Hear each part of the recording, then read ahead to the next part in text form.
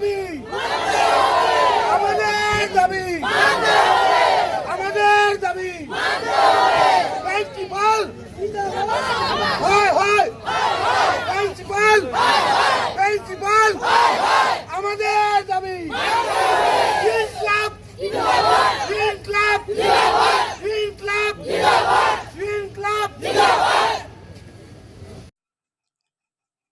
মুখ্যমন্ত্রীর আগমনকালে Silchar medical college হাসপাতালের casual কর্মীরা চাকরির স্থায়ীকরণ ও বেতন বৃদ্ধির দাবিতে ধর্ণা কার্যসূচি পালন করেছেন। পরে আন্দোলনরত ক্যাজুয়াল কর্মীদের প্রতিনিধি দলের সাথে কথা বলে বিষয়টি দেখবেন বলে আশ্বাস দেন মুখ্যমন্ত্রী হিমন্ত বিশ্ব শর্মা।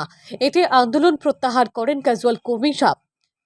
শিলচর মেডিকেল কলেজ হাসপাতালের প্রায় 3 শতাধিক অস্থায়ী কর্মীরা আজ মুখ্যমন্ত্রীর মেডিকেল সফরকালে কলেজের অধ্যক্ষ কার্যালয়ের গেটের বাইরে ধর্নায় বসেন। তাদের দাবি, দীর্ঘ বছর ধরে তারা শিলচর মেডিকেল কলেজে ক্যাজুয়াল কর্মী হিসাবে বিভিন্ন বিভাগের দায়িত্ব পালন করে আসছেন।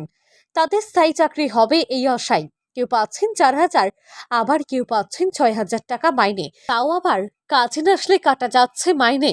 স্থায়ী চাকরি তো দূরের কথা, বারবার আবেদন নিবেদন করার পরও তাদের বেতন পর্যন্ত বৃদ্ধি করা হচ্ছে না। ফলে তাদের পক্ষে সংসার চালানো কষ্টকর হয়ে দাঁড়িয়েছে। বেতন বৃদ্ধি এবং চাকরি স্থায়ীকরণের জন্য বারবার আবেদন ও আন্দোলন করে কাজ না হওয়ায় আজ তারা মুখ্যমন্ত্রীর সফরকালে মেডিকেল কলেজের ধর্নায় বসেন।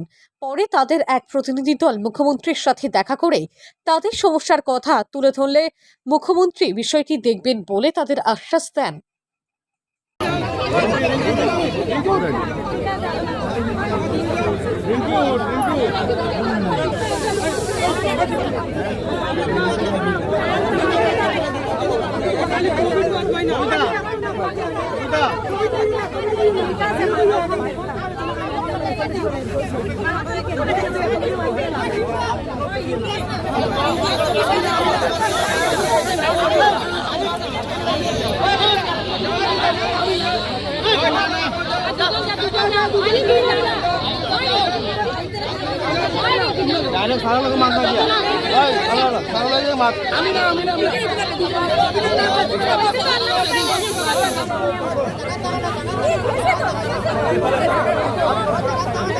আমরা সিএম স্যারের কাছে প্রথমত আমার নাম প্রতিমা রয়, আমি পেডিয়াট্রিক্সের স্টাফ মেডিকেল কলেজে প্লাস 15 বছর থেকে ডিউটি করতেছি।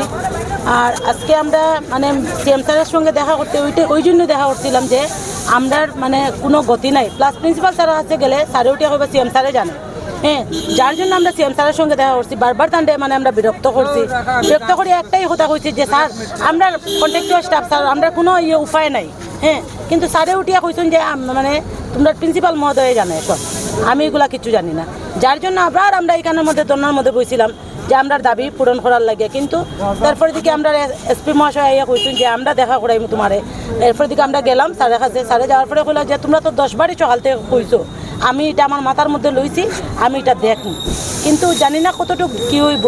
আজকে 18 বছর থেকে তো আমরা খালি স্যার তারা দেখে দিই। কোভিড ডিউটি করাইয়া কইছে 16,000 টাকা বেতন দেওয়া হইব, কিন্তু এটাও দেওয়া হয়েছে না। ওইটি আছে কি আমরা একটা ফিক্সড পে করিয়া দিই, যত আমরা স্যালারি দেওয়া হয় রুজি কামড়ারও অত স্যালারি 100 টাকা দিনের রুজি। কোন রুজি কামড়া কাজ করাইতে আপনারাও পারবা? আমরা এরকম গাড়ি ভাড়াও হয় না, সংসার কেমনে চালাইনো? আমরা আজকে অত বছর থাকি আমরা সবজন কাজ করিয়া যাইরা। আমরা যদি দাবি না পূরণ হয় তো আমরা অনির্দিষ্টকালের লাগে আমরা ধন্যবাদ বলি। আমরা সবের এক কথা।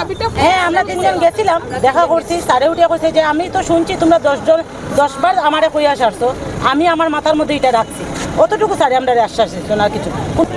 হ্যাঁ, আপনারা শুধু আশা করিয়া যাই, কিন্তু ফল তো কিছু পাই না। ঠিক আছে, যেহেতু 18 বছর আগে কংগ্রেস সরকার আছিল, এখন বিজেপি সরকার এসেছে, তাই আশা রাখি যে উন্নতির দিকে বিজেপি সরকার কাজ করছে। তাই নতুন সিএম এসেছে, সিএম এর কাছে আমি ওইটাই অনুরোধ জানাইলাম। স্যারে জানাইছে, স্যারে কইছে আমরা আশা দিছে যে আমি কিছু কর্ম তোমরা লাগে, তো ওই আশা দিয়ে আমরা ঠিক আছে কোভিড-19 এর পিরিয়ডে 24 আওয়ার্স আমরা সবে মিলিয়া যা ডিউটি করিয়া গেছে 24 আওয়ার্স। এইগুলোর লেটারও আছে আমরা গেছে, এগুলোর লেটার আপনি দেখবা যা দিছে আমরা অ্যাডমিনিস্ট্রেটিভ বিল্ডিংয়ে প্রিন্সিপাল স্যার, সুপারিনটেন্ডেন্ট স্যার তারা অর্ডার দিছে, তারা অর্ডার অনুযায়ী ডিসি স্যারেও দিছে অর্ডার, আমরা কাজ করিয়া গেছি, কাজ বন্ধ রাখছি না। ঠিক আছে, ওর জন্য রিকোয়েস্ট করলাম প্লাস আমরা 5,000 6,000 7,000 মিনিমাম স্যালারি 5,000 6,000 7,000 স্যালারিতে কি ঘর চলে ভাই? আপনি কোন না ঘর চলে না চলে না। এই কারণে আমরা জাস্ট ওইটাই বিশেষ করছি যে আমরা যদি পার্মানেন্ট যদি নাও করতে পারে, স্যারা যদি নতুন গাইডলাইন আনতেছে, আমরা অতদিন থেকে কাজ করে আইছি, আমরা এটা হক আছে, আমরা এটা মাংরাম, ঠিক আছে। আমরা যেহেতু একটু স্যালারিটা যা হিসাবে আমরা ফ্যামিলি বাইডেন চলে, ঘর সংসার চলে, ওইটা চলে ওই হিসাবে, আর কিছু না। আর আমরা তো নিম্নমান 360 অ্যারাউন্ড 360 অ্যারাউন্ড আছে। আমি স্যারের সাথে দেখা করছি, মানে স্যারকে কইছি যে স্যার একটু দেখুন আমরা এদিকে। তখন প্রিন্সিপাল স্যারে আমারে কইছেন যে এখানে স্যারকে ইরিটেট করি আর আমরা। তা আমরা কইছি যে স্যার আমরা ইরিটেট করি আর না, আমরা জাস্ট খালি জানাইতে আসি স্যারকে যে আজকে আমরা অত বছর থেকে আমরা কোনো আশ্বাস পাই না। তখন স্যারে আমারে কইছেন যে তুমি এই নাটকটা কেন করলে, এই তোমার নাম কি? আমি বলছি আমার নাম প্রতিমা রয়, অতটুকু আমার।